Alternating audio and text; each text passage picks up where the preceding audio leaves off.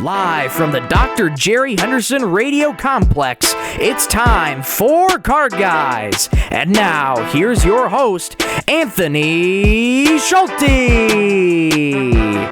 Good morning. Thank you, Michael, for the intro as always, and welcome to Card Guys, Detroit Sports Talk, Season 4, Episode 11. Coming up today, we welcome friend of the program, Omari Sankofa, on to discuss the Detroit basketball Pistons.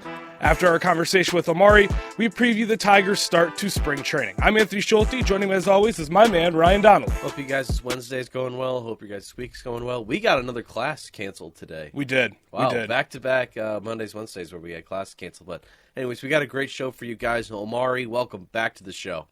And then right next to me, Mr. Michael Rosenkranz. Great to be here on a Wednesday morning. On the contrary, I don't have any classes canceled, but I only have one. And we just got some other activities throughout the day. But nonetheless, it's a great start to the day. Welcome back, Omari. Yes, sir. And joining us on the phone, Mr. Omari Sankofa II. Can you hear us, Omari? Yes, I can. Good morning, guys. Thank you so much. Thank you for joining us today, Omari. We're going to start off with our 3 stars. Omari, you could start us off with your 3 stars from the Detroit Pistons season so far.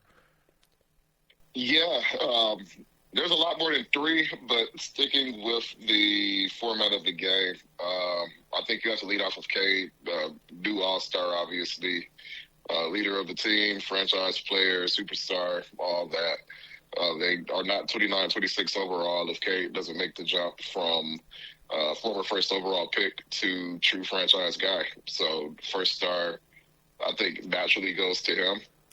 And then, I think we'll just start with the other 2 people who kind of helped put this thing together. So first, lead off with J.B. Bickerstaff, new head coach. He's come in and, I think his energy, I think the way he's been able to relate to players and energize the team and lead by example and the whole nine has really brought the energy level way, way, way up from last season, and that's helped. And then Trajan Langdon, obviously bringing in Tobias Harris and Malik Beasley and, just generally, I think playing his deck the right way through his first year so far has paid off for this team. So 3 stars, Trajan Langdon, J.B. Bickerstaff, and Cade Cunningham. There we go. Those are some great stars. And now, Ryan, we're going to go to you. You have the Detroit Lions, don't you? I do. I'm going to give a quick honorary star to Aiden Hutchinson. 12 solo tackles, 7.5 sacks, and a 1 forced fumble.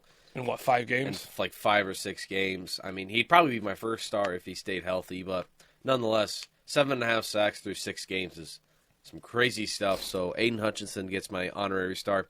My third star, I'm giving it to Kirby Joseph. 58 solo tackles, 12 pass deflections, and 9 interceptions, which leads all safeties.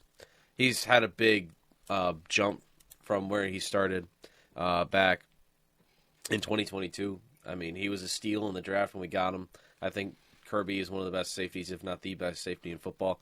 He was a great snag. He was the best defensive player outside of guys like Carlton Davis and Brian Branch and DJ Reader and Zadarius Smith. So Kirby Joseph gets my third star. My second star, I'm giving it to both Sonic and Knuckles, David Montgomery and Jahmyr Gibbs. Jahmyr Gibbs, 1,400 yards, 250 carries, 16 touchdowns with an average of almost 6 yards a carry. That's all thanks to his offensive line. That's all thanks to his speed and agility.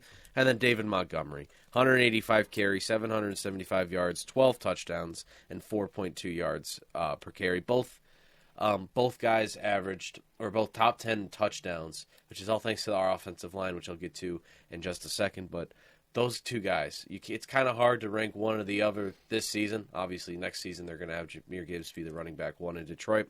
But both of them had really solid seasons. My first star, Penei Sewell, best tackle in football. He taking a look at his stats, PFF gave him an 87.5 overall grade, a 90.5 run block grade. He played over 1,100 snaps this season. He only had 6 penalties and only 1 sack given up towards the end of the season. So Penei Sewell, he gets my first star, and those are my 3 stars for the Lions season. All right, Michael, you have this 3 stars for the Red Wings season so yes, far. Yes, I do, and unfortunately, again, folks, I don't have a laptop on me because it crashed, so this is kind of going off the dome here. So My third star, I'll probably give it to Todd McClellan. And, again, just him coming in on December 26th, the day after Christmas, when we're all celebrating and at home with family. Steve Yzerman blesses us with the news that Derek Lalonde has been fired along with Bob Bogner. And since that, Todd McClellan was hired, brought in Trent Yawney to work on the special teams, primarily the penalty kill, and this looks like a completely different Red Wings team. They play again on Saturday, which we'll get to a little later, if at all in this program, to be honest with you. But Red Wings are now sitting at 28, 22, and 5 in the year, and their schedule's not going to be any easier. They got Minnesota to start off the game on Saturday, but it's always awesome to see the turnaround that Todd McClellan's been doing. My second star for the Red Wings, I'm going to give it to Cam Talbot. He doesn't really get a lot of recognition, I think, that he deserves. And I think the big thing for Cam Talbot is he's been started a lot. And I think what we saw with Alex Lyon last year, when he gets a bulk of those starts, it could tire him out a little bit more. But he's been such a great net presence for us. It's been he's been the experienced goaltender that the Red Wings need. He plays confidently. He plays tall in his crease. And just at the prospects of goaltenders that the Red Wings have, it's going to be fun down the line. Sebastian Cossa, Trey Augustine, and just so many of those guys going forward. It's going to be so fun to see them develop. First star is going to go to Dylan Larkin, heartbeat of this Red Wings team. Got the game-winning goal in U.S. versus Canada last Saturday. They play tomorrow, but if Dylan Larkin can take that memory and carry this back over to this second half of the season for the Red Wings and hopefully propel them into the playoffs for the first time in a long time, it'd be a great turnaround for this Red Wings team and just what the city of Detroit needs. Those are my 3 stars for the men wearing the winged wheel. There you go. All right, that's our 3 stars. We're going to welcome back in Omari here for a few questions. First, Omari, first half of the season has gone very well, you could say, for the Detroit Pistons. Way above expectations. So what are your observations from the first half of the season? Obviously a lot has to go right for them to turn things around as dramatically as last season. But even just watching it every day, it's still kind of hard to put into proper context, just how much of a yin and yang these last 2 years have kind of been. So, obviously coming off of 14 wins, they're at 29-26 overall, so they've already more than doubled their win total with 27 games left. So you go 15-12, or not even that good the rest of the way. I think you can go 14-13 the rest of the way. That gives you a winning record. That gives you 43 wins, more than triple what you won last season. So that's what they're on pace to do now. I talked to Cade about Cade, but you look at the other young guys. Assad Thompson's been really good for him. Ron Holland, I think, has been good as a rookie. Jaden Ivey was having his best season before he got hurt. Isaiah Stewart's having his best season. Duran's having his best season. So a lot of guys growing up at the right time. And then with that, Tobias Harris has been great for him. Malik Beasley's been one of the top shooters in the entire NBA. So it's a lot that's happened at once, but I think you look at just the support Cade's gotten through the veterans, the new coaching staff that's really gelled with this team, and then guys is getting better. Cade, all the young guys they've drafted over the last 5 years are playing some pretty good basketball right now. So coming into the season, I don't know if you can ever predict, they're on pace to triple their win total from last season. That doesn't really happen that much, but they've really gelled, they've really clicked. And what we're seeing is a young team that's growing up and finally has the right support around it to grow up and win some games. Yeah, we've seen just the leadership from JB, the team building so far from Trajan in less than a year here. The differences have been dramatic, you could say. Now you're at practice every single practice for the most part. What are the big differences you're seeing internally during practice from last season to this season that's transitioning into the games? Yeah, so I will say we don't watch the full practices. We do get to go into the gym after, but they do keep access closed off during the main practices. But you can just tell that the energy is a lot better. I think they got fresh in the mouth pretty early last season.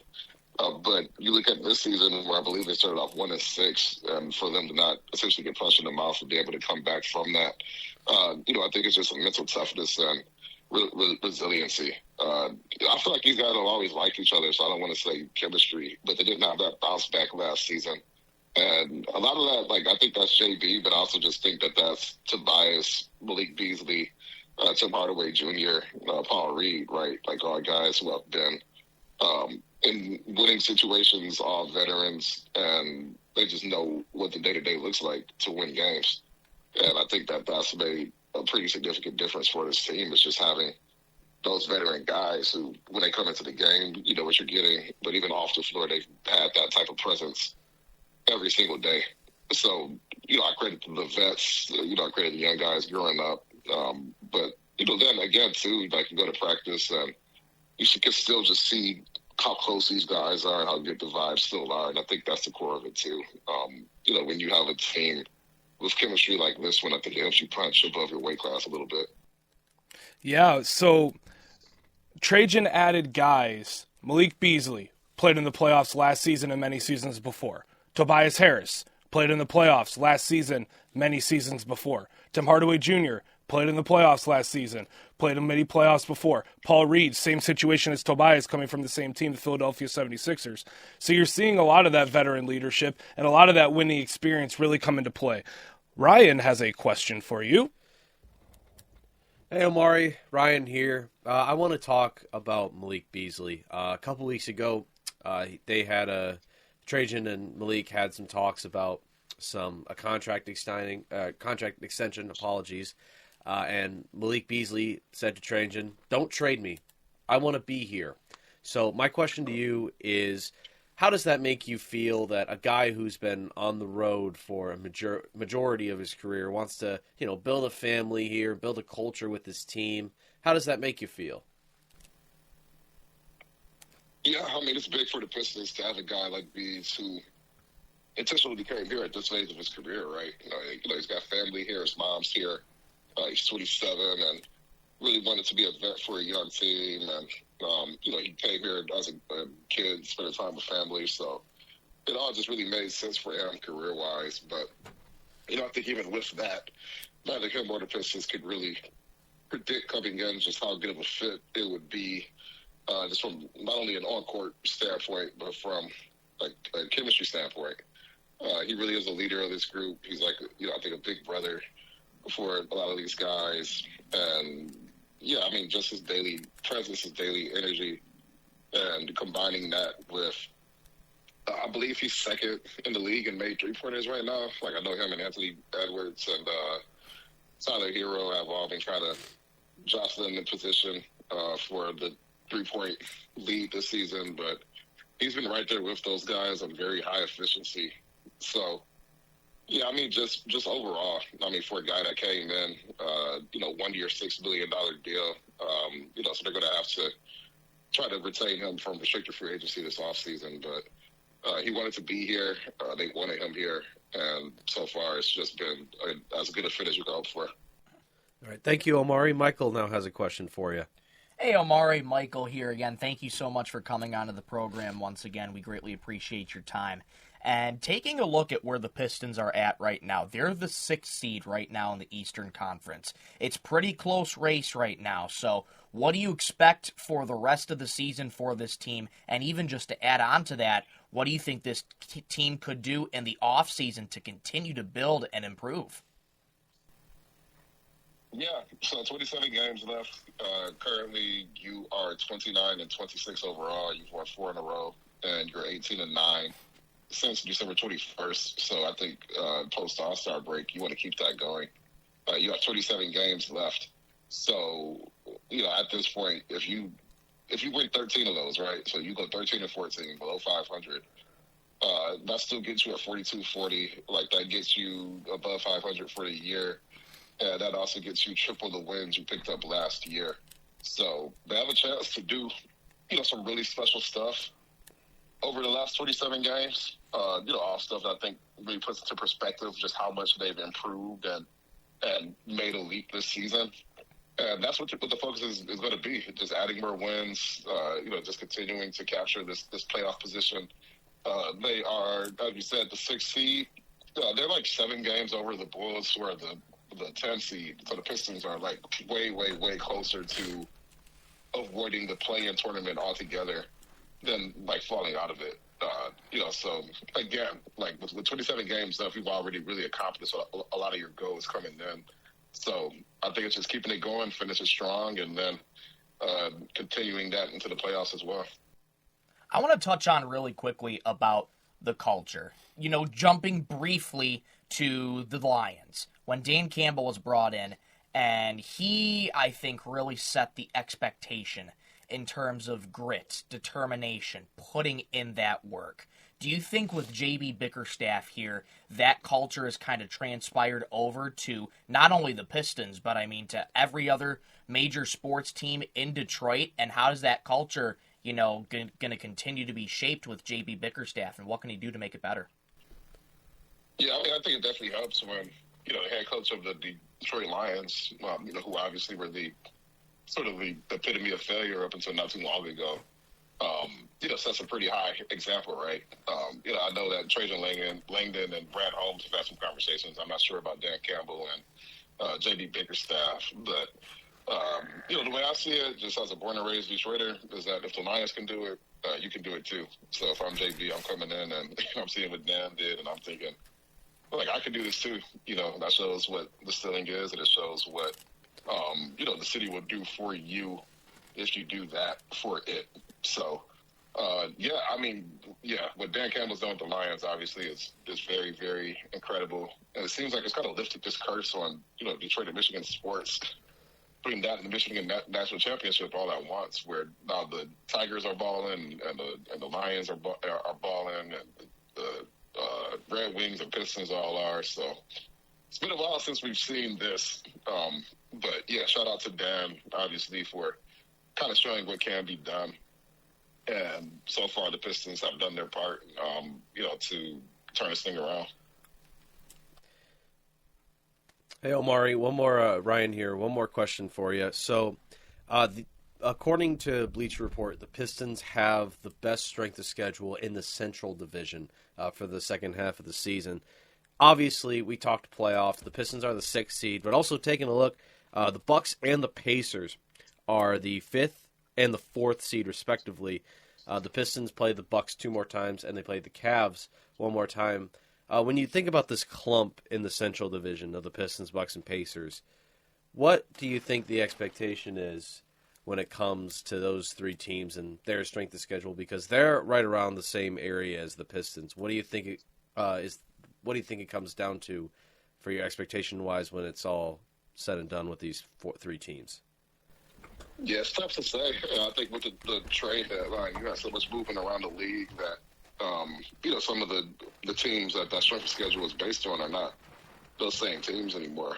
You could even look coming out of the break this weekend, the Pistons were being, Austin actually, not San Antonio, but they're playing the Spurs in Austin, and no, they wouldn't got De'Aaron Fox, so that's a game that strength of schedule might say, this is not a good team, you should win this one. But now they have De'Aaron Fox, so, that's not the same type of challenge that it was previously.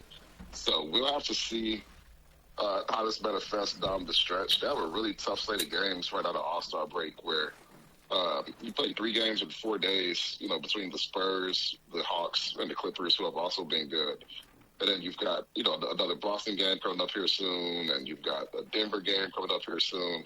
And 4 of these 5 teams are all, pretty elite teams. So we will see. We will see. Obviously, the Pacers have been really good.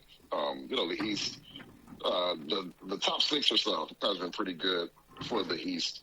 And all of those teams should still be pretty good. So we'll see. We'll see. Strength of schedule says the Pistons have a pretty easy go down the stretch, but like I said, a lot of these teams are better than they were, so it's going to be a pretty tough stretch for the Pistons to close out these last 27. All right, that's all I have questions-wise. Thanks so much for joining the show again. No, absolutely. Thank you for having me on. Hey, Omari. Michael here again. I just have another question just to sort of follow up with this Pistons turnaround. I think one of the big things that you can see around this Pistons team is now that JB Bickerstaff is driving the ship, you're starting to see things fall into place. There's spacing on the court. Cade is given that amount of space, and with the acquisition of a guy like Dennis Schroeder, that's the kind of guy that Cade needs. Do you think that'll be another offseason focus if the Pistons don't retain Dennis Schroeder going forward? Who can you expect Trajan to get a guy like Schroeder, or maybe just someone who can play around Cade? And obviously given the fact that if Jaden Ivey gets healthy next year. Yeah, even before J.I. got hurt, this team had a need for a veteran point guard. And I think if Schroeder plays pretty well, he's a free agent upcoming, but, Trajan hinted after the trade deadline that he's a guy that they could be interested in bringing back. So, you always need veteran ball handling, especially for this team where coming into the season, you really only had Cade and J.I. as the guys with the ball, quote unquote, and then you lose J.I., so it's just Cade. So, we'll see how much of an impact Schroeder can make over these last 27 games or so. He was a bit cold from the field in the 2 or 3 games he did play before All-Star weekend, but obviously he just came in and has had a lot of time with these guys. So, you look at the offseason and, they're going to have some cap space, but you're going to want to retain Malik Beasley, and then you're going to have some other vets to make decisions on, from Paul Reed and Tim Hardaway Jr., and who am I forgetting? Tobias. And Malik Beasley, obviously. So, that's all stuff that, I think you'll make those decisions when those decisions need to be made. Absolutely. Finally, Omari, you talk about setting the tone for this Pistons team, and not only that, setting the tone for the city of Detroit, you can feel like, for their major sports teams. How can this team continue to set the tone and make their march towards the playoffs this season? Yeah, I think it's just staying the course, right? Defensively, you've come out and you've set, I think, a really powerful tone on that end, so keep that going. Cade still playing like a star, and Malik knocking out the shots he's knocked down. I think Asar and Duran I played really well in January, so it's just staying the course. You're pretty much exactly if you could script out the first 2/3 of the season, it would be scripted out pretty similarly to how it's going, right? So you're going through one of your best case scenarios. If I'm JB, I'm in the locker room and I'm like, let's not think too hard about it. We've been doing it. Let's continue to do it. Let's go out and fight every night, and we'll see where we end up. And, and then from there, it's going to be a tough game in the playoffs, obviously. But from this point on, I think it's just staying the course. Absolutely. Thank you so much, Omari. All right, Omari. Well, thank you for joining us today. We've had some good conversation about the Detroit Pistons. This team is playing really well. Good luck to you the rest of the season covering this team, and I can't wait to read your work. And again, thank you for taking the time out of your busy schedule to join us this morning. Yeah, I appreciate you guys. Thank you for having me. Thank you. Ladies and gentlemen, Omari Sankofa II. Yes, always a great guest. Thank you, Omari, for joining us. Thank you guys, for sticking with us through our little makeshift phone call system thing. The SD card reader is down in the other studio, so we have to improvise and make do with what we can. So this is what we have, and we wanted to bring a guest on sooner rather than later to the program, and especially today where nothing has happened in the past day and a half. Exactly. Stay tuned for more guests in the future. We're trying to get a few guests going here. We've reached out to a few people, so make sure to stay tuned for that. We're going to have a lot coming up in the future. But coming up after this break, we have the Detroit Tigers. They're going to start playing some baseball before we're back with you guys next Monday. Saturday, Sunday, we got 2 spring training games. We're going to talk about it. You're watching Card Guys, Detroit Sports Talk. We'll be back right after this. Sports cards, signed jerseys, signed helmets, and more. Miller's Sports Cards and Collectibles is your one-stop shop for all things the hobby. Make sure to check them out down Mission Street in Mount Pleasant, right past Meyer. Miller's Sports Cards and Collectibles. Card Guys, Detroit Sports Talk. Join Michael Rosenkranz, Sports take precedence over academics. I agree, but Ryan Donnelly, Corbin Burns, who is their big ticket J13 item. Scooble is with us. Scooble's our big ticket did J1. you just call Tarek Scooble James? And Anthony Schulte. I have an issue. You have. There is no break. It's a constant grind. It's an unbreakable cycle. yeah, it's As they navigate through the Detroit sports landscape.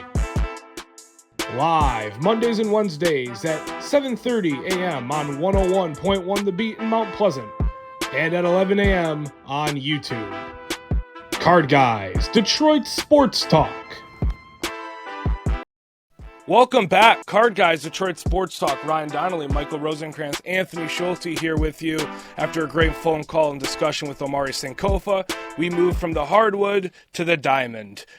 Detroit Tigers baseball is back. Yes! We are very excited for this development. Spring training's finally here. You guys have seen it in the bottom score ticker. February 22nd's been the date, and boy, is that fast approach since I ever added that to the graphic. Tigers play baseball Saturday against the Phillies at Joker Marchant Stadium. It's not Public Stadium. Yeah. It is not. It's Public Joker Stadium. Merchant Stadium Yeah, in Joker Lakeland. Merchant. So they play Saturday, but their first televised game is Sunday against the Yankees. That'll be on FanDuel Sports Network. Busy day on Sunday. We got Tigers, Pistons, and Red Wings. It feels like April in the D, but it's February. Yes. So it's always fun. We're gonna have a lot of sports on Sunday, but going into these two spring training games, what are we looking for exactly? Not only in these two games specifically, but throughout spring training leading into opening day. I think the biggest question we have to ask is who's going to play third base. Because you have three guys that are fighting for that spot. Jace Jung, Matt Vierling, and Andy Ibanez. So who's going to start at third base? I think we can rule out Ibanez as the starter Yeah. because he can only hit against one. Well, hand. he's a good backup guy. For sure he's a good backup guy, but I think we could rule him out I think it's between Vierling and Young. Sure. Personally. So, those are the only third basemen that are rostered in the spring training roster. Unless I'm missing anybody, then I apologize for bad journalism. Andy Ibanez, Jace Jung, Matt Vierling. It's going to be a fight for who's going to be the starting third baseman. And in reality, it's going to be a toss-up between Jung and Vierling. I hope it's Matt Vierling because he's my Tiger. There but goes offensively, Matt he's my Tiger. Vierling. But in reality, my Watch Tiger is him Terry as Skubal. he goes. That's one thing we have to answer. And the second question is, how's Cole Keith going to do when he makes the shift to first? He's played second base his entire career, and then we signed Gleyber Torres, and he made the shift to first base. So we're going to see how much work did he put in the offseason making the shift to first base. Can he still, be a good fielder like he was last season? Instead of making plays on second base, can he make plays on first with Javi Baez throwing to him? And did he even work on his hitting? He had what? He had double-digit home runs last year, right? Colt? Yeah, I think so. I think he had 10 or 11, if I don't recall. But can he keep up his just firepower on offense? So those are really my two big questions I'd like to ask. Is how's Colt Keith going to be in first base, and who's going to get that third base job? But there's also other questions, like who's going to fill in the 4 and the 5 spot in the starting rotation, and what are we going to do with this bullpen rotation? And there's lots of questions to be asked, but those are my two big questions. Well, the thing is, you're bringing up the infield, third base. It's very important since we didn't get Bregman, I guess you could still go get Arenado, but No. I don't know if you want to deal with that contract. I don't know if that's the guy that you want over Bregman when Bregman could be available next offseason and he still has interest in coming here. Regardless, you need who's going to break out in this infield. Mm-hmm. I think that's what I'm looking for. Who's breaking out as the quote-unquote star of the infield? infield? Who I think it's going to be? Hear me out. Trey Sweeney. I would love to see that, but he has a roadblock, and that roadblock is Javi Baez. That's the roadblock. But they could play Javi Baez like once a week, and the Tigers play like 5-6 games a week. I'm sorry, as much as we don't want to say it and we don't want to hear it, Javi Baez is being paid way too much money to not play. Well, we don't want him to play, but we know he's going to play. That's just how the sport They could works. give Trey Sweeney a lot more playing opportunities. Sure, we're paying Javi the big bucks to He play. needs the playing opportunity, in my opinion. I don't think he deserves it. I think this team is smart enough to, limit Javi's playing. Yeah, sure, we're paying him a lot of dollars, but paying him top dollar. Shout out AJ Francis, top of Hit Row, WWE. Sorry. But I think Javi needs less playing time, maybe twice or 3 times a week. I think that's trade the sweet spot. Just trade shifts. With Trey Sweeney, and I think Trey Sweeney is the better shortstop in my opinion, offensively and defensively. When I said he needs more, I meant Trey Sweeney, not Javi Baez, because I don't think I think the way the business goes, Javi Baez is going to get reps. Yeah. I think logically it's Trey Sweeney, but who's going to show up as the superstar? Is it going to be Jace Young? Is it going to be Colt Keith? Is it going to be Gleyber Torres? I think Gleyber Torres has the biggest opportunity to become that quote-unquote star in the infield, but that's what I'm looking for. Who's going to take the leap? Who's going to be the leader of the infield? You got to have a leader of the infield. The infield's like a mini team. The outfield is a mini team. The infield is a mini team. Pitcher and catcher are a mini team. You got to have a leader in both. Our leader is Jake Rogers with Tarek Skubal. Jake Rogers is a heck of a signal call and a heck of a coach. You're not getting my card. I know. I want it though. Yeah. He's a heck of a framer too. I thought you were going to lead into. No, I just think he's a good defensive catcher. I do agree. Yes. So he's the leader of behind the plate. The infield leader, who's that going to be? I'm expecting Gleyber Torres. He's the veteran. By the way, he looks way different with a beard. He does. He got out of New York and he has a full-grown beard and it's great. I'm expecting Gleyber Torres. But also in the outfield, I mean, your leader is Riley Green. Mm-hmm. That's your leader in the outfield. But I view it as 3 mini teams. You need that leader in the infield. I think it's going to be Gleyber Torres. But who knows? You can see Jace Young step up. You can see Colt Keith step up. You can see Trey Sweeney step up. There's many different opportunities for all these guys right now because you didn't get a Bregman, because you still have Javi kind of sitting there. There's many opportunities. Michael? And I think that is because, Anthony, there is that veteran presence in the Tigers clubhouse right now. As much as, again, we hate to say it, but Javi's played for a long time. You could consider him a veteran. Gleyber Torres is a veteran. By technicality, Javi Baez is a veteran. Yeah, by technicality, he is a veteran. But you can speak with him. You can speak with Gleyber Torres. And that's what I think I want to see the most out of these veterans, is to mentor these young guys. And if they can do that, I think they have a chance to compete. And that's another thing that I want to see from this Tigers team. I want to see this team compete again. Everybody knows about the magical run that happened last season. Phenomenal. But let's be real. You're not going to have another one of those. No. Yeah, that was almost as improbable as you can get. Yeah, you're not going to have another one of those. Now, with the new season quickly approaching in a few days, this is where you got to go out and compete. You need to earn this. You need to earn it from the second you step on the diamond and the second the first pitch of the game starts. You got to earn your way back to where you did last year, and I think it's going to be close in the Central Division again. The Twins choked last year. And they didn't add anybody except for one guy? The Twins choked. The Guardians got worse. The White Sox are still the White Sox. Yes. I don't even know the other team. The Royals. The Royals. I think the Royals. I think when it comes to the division, I think it really comes down to 2 teams. It's the Royals division to lose, in my opinion. I think offensively, you got some good weapons. You got the best shortstop in second baseman in baseball, and Bobby Witt. No, Bobby Witt's a shortstop. He's a second baseman, right? He's a shortstop. He is? Mm-hmm. Well, let me... We are fact-checking at 8:01 in the morning. It's only 8:01. Oh, yeah, he is. I apologize. Yeah. He is a shortstop. You got the best shortstop in baseball in Bobby Witt Jr. You got all these good pieces. They have a really good offense, but I think it really comes down to it's the Tigers and the Royals. I see it: Tigers, Royals, Guardians, Twins, White Sox. That's how I see the division. Yeah, no, I agree with that because, the Tigers, as good as we ended the season last year, as we've been saying, it's improbable for something like that to happen again. You have to play way more consistent throughout the season, and it's not going to be easy. The start is not going to be easy. You got the Dodgers on prime time. Mm-hmm. First game of the year, on the road, against the champions, prime time. We saw a team couple years ago from Detroit go in and take down the defending champion in prime time. I could see it happen again.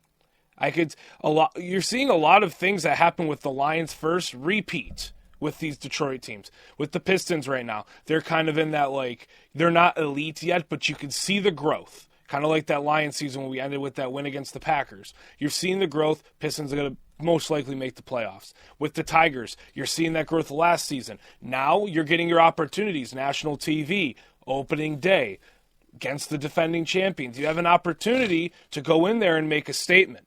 You have an opportunity to go prove that, hey, that wasn't a fluke. That wasn't improbable last season, because that's who we actually are. That's how we play That's how we play baseball. Almost said basketball. That's how we play baseball.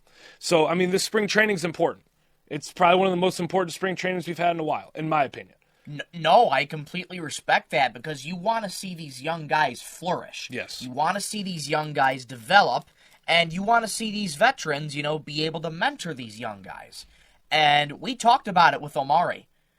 Now, when Dan Campbell was brought in 2020 with the Lions, he set the standard for not only the Detroit Lions organization, but for all 4 teams in Detroit, Michigan.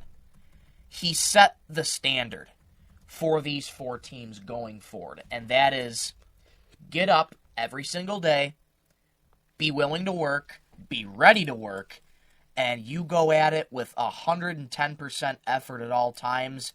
You do the little things right. You do them willingly. You do them without question. And, have trust in the system. Scott Harris has put a lot of emphasis on pitching. He's been going to get out to get many, many pitchers. And I have a little bit of thoughts about that, which, yes, you do want to continue to improve pitching, but my concern was this season, where was that bat? And yes, you did get Gleyber Torres, but again, you see Scott Harris getting a lot of different pitchers for this Tigers team. You got Alex Cobb, but he's not going to be ready to go till opening day. So and that's even if he is ready to go on opening. Exactly. You got so Tommy Canley. That brings back Ryan's question. Who do you go with the end of the rotation spot? You have Tommy Canley.